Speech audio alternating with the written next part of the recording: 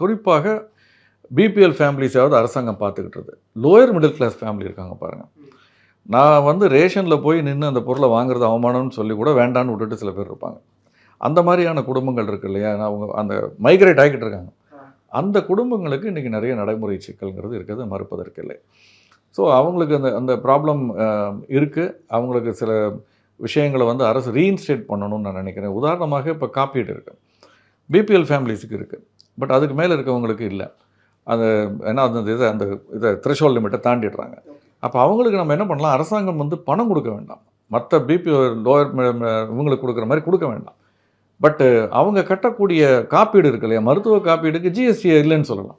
Okay, ஒரு சலுகை மாதிரி அதை கொடுக்கலாம். நீங்கள் உனக்கு என்னுடைய கான்ட்ரிபியூஷன், நீ உன்னுடைய கான்ட்ரிபியூஷனாக ப்ரீமியத்தை கட்டு, என்னுடைய கான்ட்ரிபியூஷனாக நான் 18% ஜிஎஸ்டியை நான் வாபஸ் வாங்கிக்கிறேன்னு சொல்லலாம். இந்த மாதிரி விஷயங்களை அரசாங்கம் செய்யலாம்னு நான் நினைக்கிறேன். பட் இதை பேலன்ஸ் பண்ணுறதுங்கிறது கொஞ்சம் ஒரு தடுமாற்றமான ஒரு சூழலுங்கிறது மறுப்பதற்கில்லை.